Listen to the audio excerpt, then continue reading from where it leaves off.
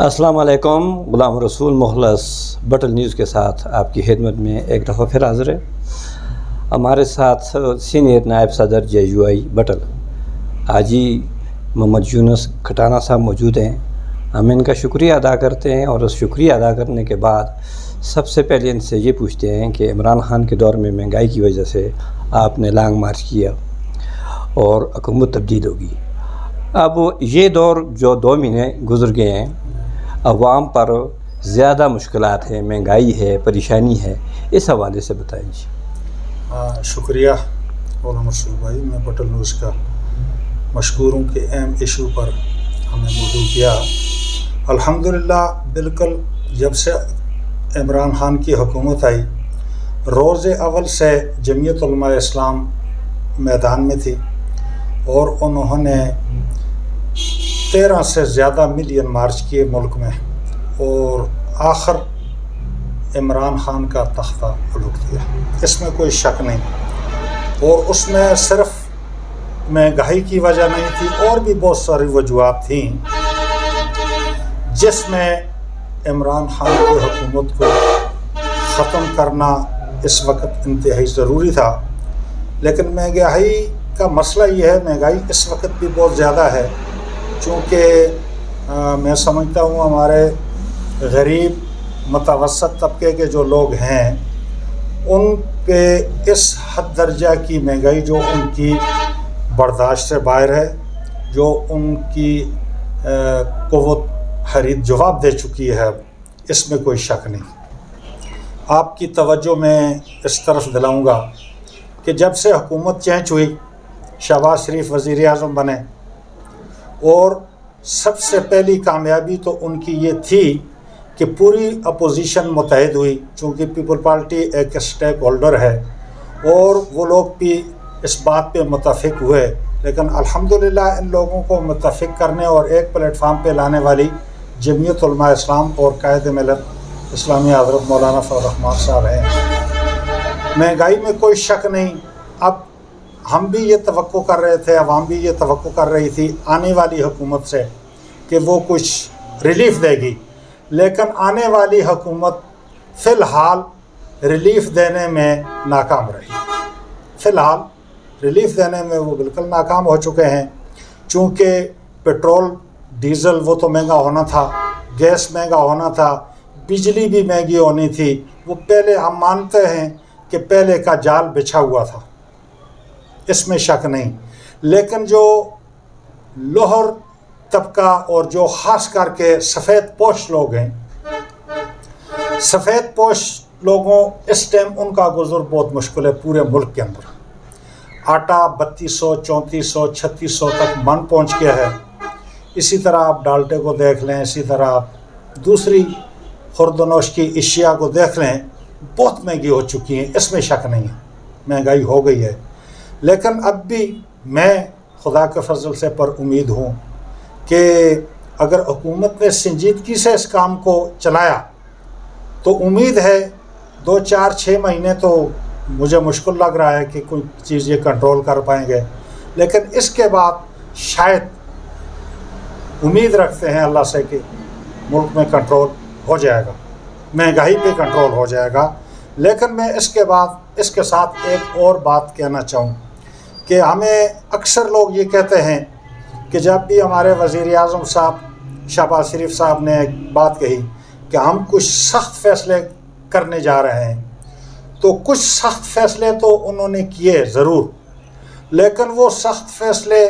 ہمیشہ ہر حکومت کے غریبی کے اوپر آتے ہیں۔ کاش ہم کہیں اس دن کا ہم انتظار کر رہے ہیں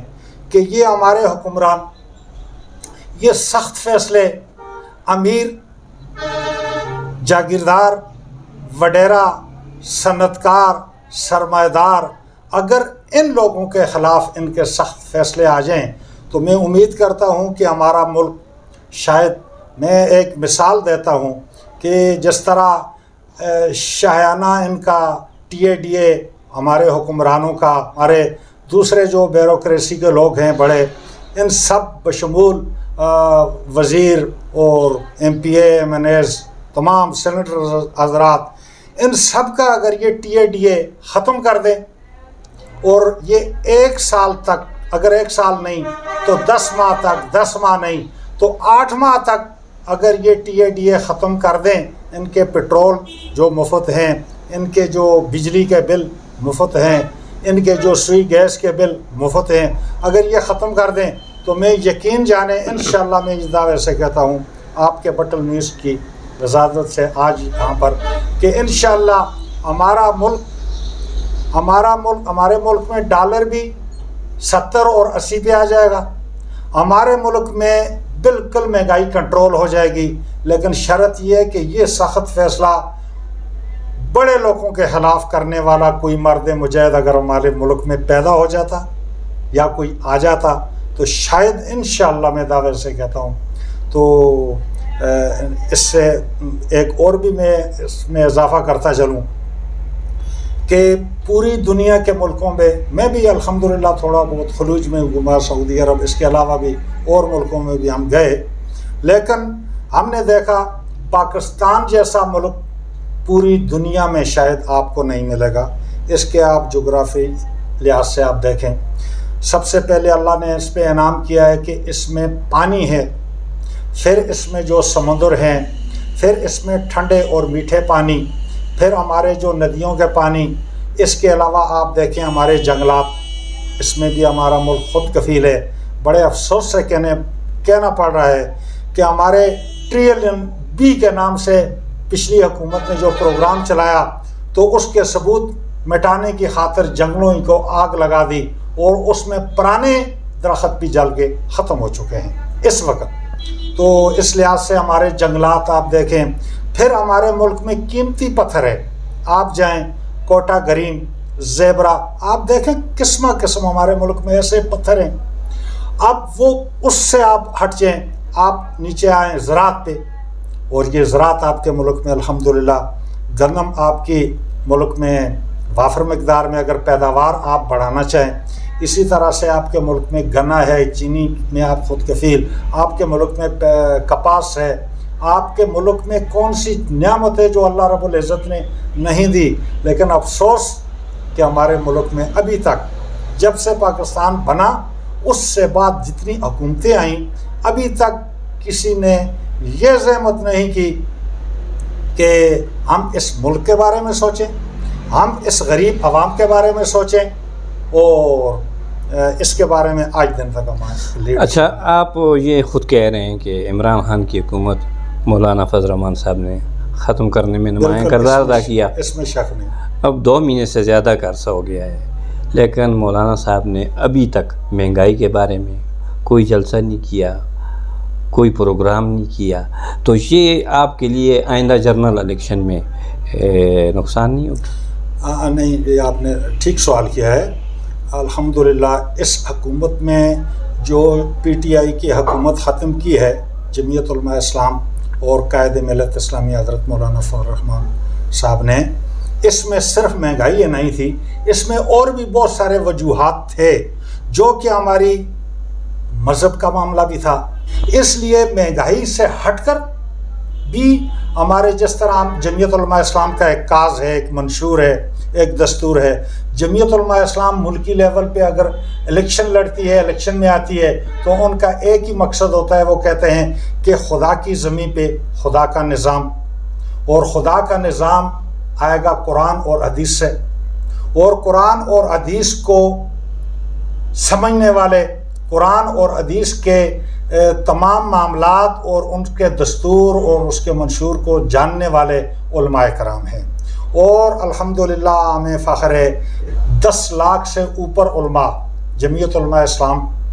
کے بیچ میں ہیں اور اعتماد کرتے ہیں جمعیت علماء اسلام پہ، اور یہ بہت جید علماء ہے۔ اور کاش آج میں ایک اور دعویٰ بھی کرتا ہوں آپ کے اس چینل پہ، یہ نہیں ہے کہ جمعیت علماء اسلام کو 10 یا 15 سیٹیں دے کر اور اس سے ساری ڈیمانڈ پوری کروائیں، یہ نہیں ہو سکتا، یہ مناسب نہیں ہے۔ اگر 450 یا